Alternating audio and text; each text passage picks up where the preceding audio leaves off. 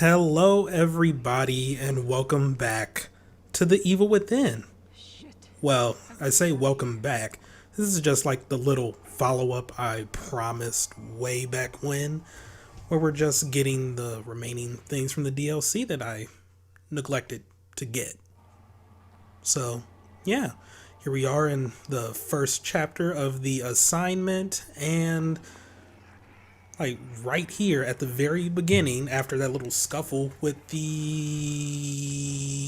zombie police officer, yeah, let's go with that, we have this personnel file. All it is just a criminal record. I assume it's Kidman's criminal record. Yeah, it's pretty standard stuff right there. You can read the charges on your own. Nothing too major. The charges get more and more, with lack of a better term, severe as time goes on, ending with assault of a police officer. Ooh. So, yeah, Kidman, if this is her police record, or arrest record, she's a pretty bad person. But I think we already sort of, figured that out based on the events of the game. So then after that, I don't know why I stuck around here for so long, but after that, we go here. This is an area right after a save point, but before the first like real stealth section, I believe anyway. Is this right before that stealth section? Well, I mean it's after the little stealth tutorial, but like right before they really have you start doing stuff. Well, whatever. This is just right after a save point. And yeah, you go in this room. I don't know why I didn't see that safe before. Yeah, this is one of those safes where you have to find the combination. I read that yellow number as a 3 at first, but yeah, it's just a weird looking 8. So, yep, there's a red 17, and it took me ages to find the blue number. And I was just looking everywhere, and I sort of promised myself at this point, like, I will not brute force this puzzle. It's too easy for me to brute force. I mean, granted, I could have brute forced it and, saved time, but, that wouldn't have felt right, Besides, I already brute forced one safe puzzle in this LP.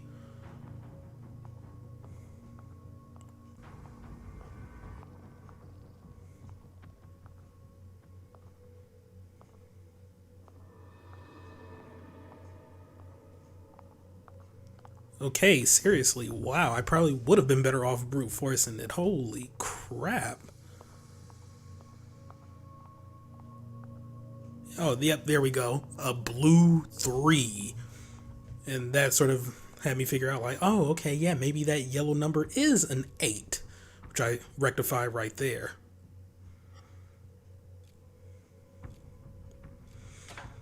And with that, we get another letter. Scrap. I am butchering the English language right now. So let's just leave this and go to the next. Soon. What was I doing when I was editing? Okay, thank you. Here we are in, oh yeah, where these little blind mine things are. And apparently their official name is Cadaver. We figure that out in the next part, I think. I mean, no, not the next part, in the next chapter where I found a random snail that gave me a figure. Yeah, I don't know why they tell you what these are called in chapters 3 and 4 when they first appear in chapters 1 and 2, but yeah, okay, whatever. So, yep, just sneak past them and go up this ladder and you will find a safe. And yeah, it's one of those light up all the things. Light up all the buttons. That's what they're called. I solved that by pure luck. I had no strategy going into that. But with that, we are only one letter scrap away from getting the first letter. Yeah. And I think we're getting it right now? No, we're not. We're getting... well, Kidman, this. Julie, you've assembled quite the resume, I see. They taught you to read at the police academy? I'm impressed. Your attitude won't be necessary today. What is this place? Why am I here? You've been arrested, Miss Kidman, and you're currently being detained. I'm sure even you could decipher that. That's not what I asked. This isn't a regular interrogation room. They don't give you cushy chairs when you're about to be sent to lockup. No current address. On your own since 14, a runaway it seems. Quite impressive you made it this long without coming to your senses. If your street smarts are that keen, I'd imagine you'd have turned yourself around by now. It's more about survival. You think I'm pissed I got caught? At least I get free food in jail. It's all good to me. What if I told you that today could be different for you? You're a smart kid, you've got nothing to lose, no one to miss you. A person with those qualities could be open to very specific opportunities. What are you saying? You offering me a get out of jail free card or something? Not quite that, but something close. I'm listening. So yeah, we had a personnel file like just sitting right there out in the open. Don't know how I missed that my first time through, but hey, whatever. I was barely paying attention, I guess. So yeah, we learned a little more about Kidman and how she sort of came about to work with Mobius. Interesting stuff, right? Anyway, right here, we're just cutting to this. Oh wait, no, this was in chapter 1 or 2. Thinking 2 now. I don't know. It was in the first DLC campaign where we found, where I found the snail. Don't know why I thought it was in the second campaign. Probably because I found it in the second recording session. It was actually a combination of 2 recording sessions. It took a lot longer to get through the chapters than I figured. And yep, there we go. A cadaver right there. Okay, well, I say it took a lot longer, but I don't know, I was expecting to get through these in like half an hour, 45 minutes. It took me about an hour. I mean, considerably less time than it took during the actual LP, you know, I'll grant that. Because in the actual LP, it took me like 2 hours to get through a campaign, so yeah. Oh, no, 4 hours. 2 hours per chapter. But yeah, here we are at the last safe of the first campaign. And, yeah, I skipped this early on in the LP because I didn't know it was this kind of puzzle. I just assumed like I had to find a combination somewhere, and when I couldn't find one, I just abandoned it. My mistake. I was stupid back then, but now I'm older and I'm wiser, and I know puzzles when I see them. Okay, I don't even know where I'm going with that train of thought, but yes, with that we have the last letter scrap, and yeah, I kicked those crates and barrels out of celebration. Celebratory crate kicking. Yay! So anyway, now we can solve the jigsaw, I guess. It wasn't too difficult, really. I don't know, I guess they figured, like, you know what, let's make this a little interactive so they can have fun. Like, you might as well just go ahead and automatically, like, assemble it for us. This doesn't really add too much to the experience. I don't know, I guess they figure, like, oh, well, he's, you know, piecing together the story by finding these letter scraps. So I don't know. Whatever. We're almost there. And strange enough, this wasn't narrated. So I'm just going to have to Go ahead and read it out loud. I sensed it the moment Marcelo triggered the machine. He had removed my mind from the core. He thought he figured out how to get around me, but he is such a fool. The brain is nothing but matter. My consciousness is omnipresent. I can see them all, their memories, their thoughts, their fears. And by pulling in so many people, I will consume them all, from the weakest first. Each mind gives me more power to conquer. Where does my world end and reality begin? From now on, that line begins to blur. Thoughts from the mind of Ruvik slash Ruben. So, yeah, I don't really know what to say about that. I mean, he was sort of like piecing together his little revenge plot right there. And, I mean, we know all about it now. Hell, we knew about, his thirst for revenge in the main game. So, yeah, like I said, I was just doing this because I said I was going to go back and get everything just to fill in all the gaps. Although, really, the only major gap was just learning how Kidman came to start dealing with Mobius. And it just looks like she only did that so they could expunge her record. Yeah. So, anyway, these are the different models I have. I'm not going to worry about the two I'm missing. They're not that important. Come on now. I only said I was going to get the letter scraps, the entries, and the personnel files. These snails, they don't matter. Oh, but at one point I did find a soundtrack in, I believe it might have been chapter 1. That was the only soundtrack I found for the first DLC campaign. So, yeah, right there.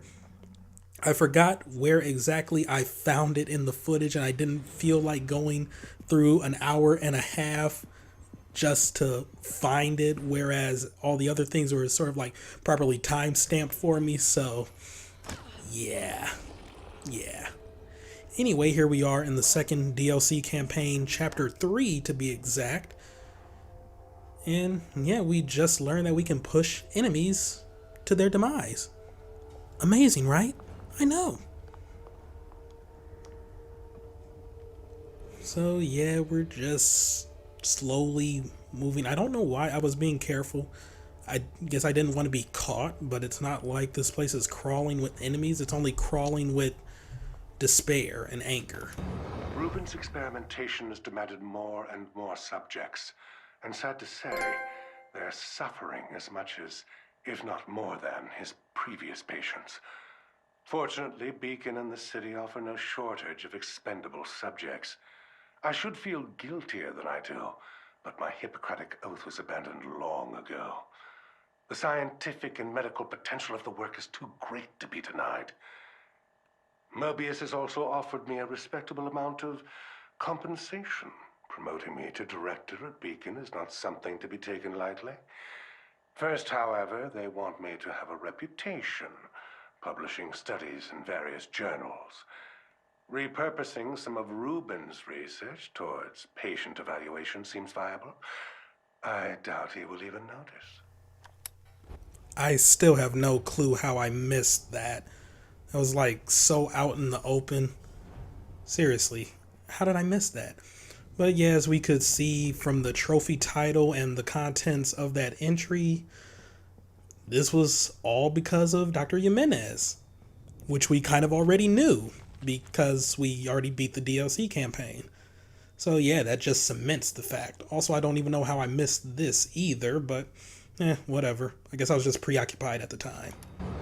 Well, here's where you'll be living. The view's pretty spectacular, huh? Holy shit. This is different than I'm used to. If you saw where I grew up. The past is over. You're with us now. Here are the keys. It's yours. You'll have to take care of your own food, clothing, and incidentals. But your bank account has more than enough to take care of that. So, that's it? What am I supposed to do? Whatever you desire. But your assignment at the Crimson City Police Department is precedent to everything. You are a police officer, and you must live as such, and act as such. I don't normally say this, but thank you. You shouldn't be thanking us. These aren't gifts we provide. You have a very specific assignment at KCPD, and all of this is in exchange for that. Okay, you're right. Sorry. Don't apologize. Just show us you can do your job. And with that, we are done with all the collectibles that aren't snails or soundtracks. And yeah, I'm just cycling through here just to, make it official. And yeah, I mean, this is still counting the old file where I didn't have everything from the first campaign, but then I did collect everything from the first campaign, but this didn't update, and I'm not even going to think about that too hard. I'm just going to think about the fact that we did it, and I don't have to play this game again, unless I do it for fun. I doubt I'm going to play this game again for fun, because, only because of Shade in the DLC and that Chapter 10 boss in the main game. Only because I don't ever want to deal with them again. I don't know if I'll ever, just replay this game, but who knows? Time heals all wounds. But yeah, just going through one final look at the figures. Took forever to load for some reason, but yep, there's Shade. Yay. And there's young Sebastian. He doesn't look too different from regular everyday Sebastian. Young Sebastian and Joseph. The only thing that looks different are their clothes. And haunted Sebastian. Because, yeah, I don't know why they gave you a model for that. I mean, you would think they would maybe give you a model for the administrator since he plays a vital role in the DLC, but for all I know, that might have been the last model that I neglected to find. And also, the music. I guess we can listen to the music, the different tracks. They're there for your hearing pleasure. Wait, I actually managed to... Did I actually find all of the soundtracks in the campaigns? Because I didn't pick any up when I was going back to collect this stuff. Huh. So I must have actually collected them during the LP. Either that or you automatically get some for beating the game. I'm not 100% certain. What I am 100% certain of is that we are done with this, and it is now official. Like I said, this doesn't really, this little bonus video doesn't really serve a major purpose. I just promised it, and I didn't really come through with bonus videos for things in the past. See Eternal Darkness, see Mario and Luigi Superstar Saga. But to be fair, bonus videos for Eternal Darkness would require playing through the entire game again. And as for Mario and Luigi Superstar Saga, it's just not worth it. We're not missing too much from that game. I pretty much showed off everything. It's just minor things that don't even really have anything special associated with them. But I mean, at least this had plot associated with it, I guess. But yep, we're done here. Thank you all for watching. Have a great day. This officially ends the Evil Within LP. It was a long ride, but we're done. See you all next time. Goodbye.